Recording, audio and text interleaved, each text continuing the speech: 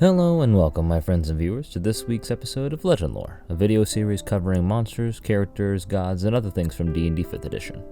Together, we quickly go over their history within the game, and give advice and suggestions on how to utilize them at your table. This week we will be covering the legendary Dragonlance Death Knight and Ravenloft Wanderer, Lord Soth, the Knight of the Black Rose.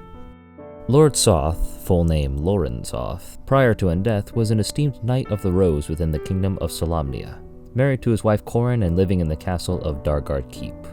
While traveling through the realms, he discovered a group of elven priestesses being set upon by ogres, dispatching them quickly before immediately falling in love with the fairest of them, an acolyte named Isolde Denissa. Bringing her back to his keep, his wife Corin and her lady-in-waiting then visited a witch while he was on the path to return, seeking help from her to conceive a child for him. The witch agreed, but warned that the child would be a representation of Soth's soul, but Corin believed in the good of her husband and eventually carried the child to term on this faith. However, she would end up giving birth to a terrible abomination, and Soth, thinking that his wife had consorted with a fiend, killed both her and the child. This would prove to be both ironic and hypocritical of Soth, as Corin's lady-in-waiting would soon reveal to Soth's superior within the knightly order that Isolde was pregnant with this bastard child. Soth was brought before the court of the High Justice, and judged for his crimes of murder and infidelity.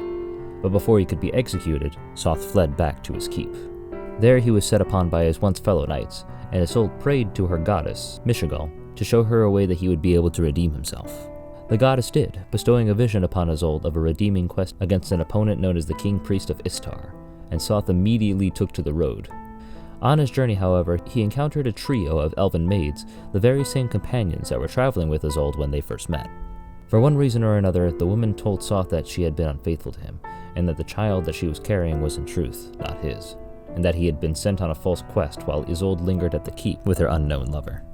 Soth, in his rage, killed all three of the maidens and rode straight back to Dargard Keep, confronting his wife with their newborn son in her arms. At that moment, the cataclysm that Soth was sent to stop was struck at the hands of the King Priest, and a chandelier fell from the ceiling, crushing Isolde and her son. As she lay there dying, she begged Soth to save their child, and upon his refusal, cursed Soth with her final dying breath.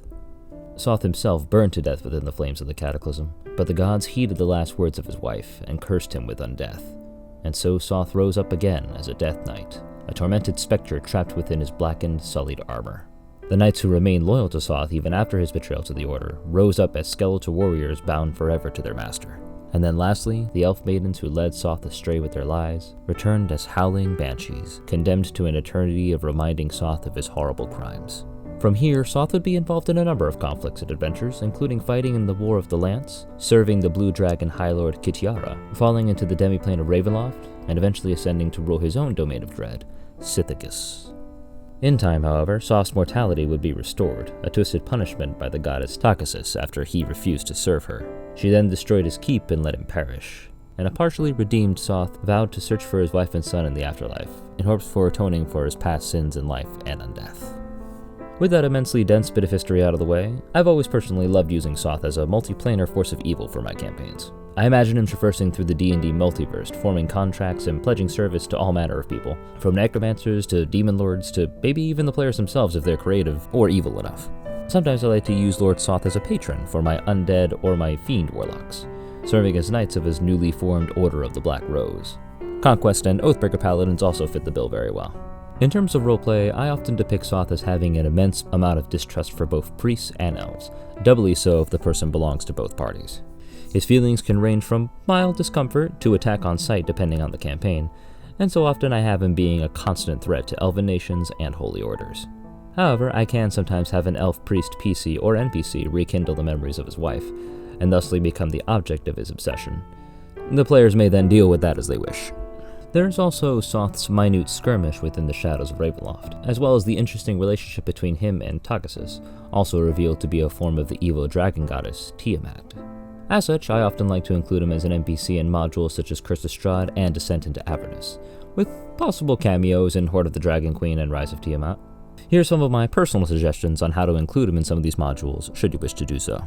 For descendant to Avernus, Lord Soth has been urged by the god Vecna to retrieve his hand, and thus can be found dueling the Dragonborn Archon the Cruel within the pits of hell or atop an infernal war machine.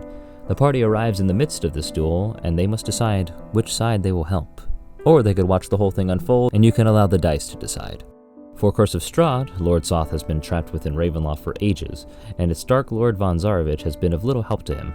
The party may discover him wandering the Amber Temple, or even investigating the hallowed halls of Argynvostholt, possibly forming an alliance with the Death Knight, so that they may combine their powers in hopes of escape. For our homebrew magic item, we have the Torch of Soth, a mace that requires attunement and can be lit aflame once per short rest as a bonus action. Upon being lit, it deals an additional 1d6 fire damage on a successful hit, and casts a radius of bright light up to 10 feet, with dim light covering another 10 feet after that. This item also has a +2 to both attack and damage rolls made with it. Additionally, once per long rest, the torch can be used to cast a version of the Death Knight's Hellfire Orb ability as an action, having a range of 120 feet and covering a 20-foot radius. All within that circle must make a DC 18 dexterity save or suffer 5d6 fire damage and 5d6 necrotic damage, suffering half as much on a successful save. This item's also going to be a little bit more spicy since it also has a cursed variant. With the cursed item version, you can now increase the damage that the Hellfire Orb deals to its normal 10d6 fire and 10d6 necrotic damage. But in turn, the weapon now bears this curse. So long as you wield Soth's torch, either his undead minions, the 3 banshees that continuously torment him, or Soth himself knows your location, and will eventually arrive to reclaim what is his. Use the undead minions for characters at low levels, and then move up to the banshees and eventually the Death Knight himself as your party begins to enter into 3rd and 4th tier play. I've included the item stat block in the description below. And so that is the end of Lord Soth's Legendlore, though I may come back with a part 2 in order to cover a little bit more of his backstory, as well as his many other interactions, considering that he has, I think, 3 to 4 books covering his entire story. But I want to thank all you guys for watching, and if you want to keep updated on the next Legendlore, please subscribe to the channel and press the little bell icon to be notified of the next video. If you guys want to support the channel, please follow me on all social medias, as well as check out some of the homebrew content I've developed in the description below. Also, please comment how you guys have encountered Soth or any other Death Knights, as well as what you guys would like to see in upcoming videos. Until then, I'll see you guys next time.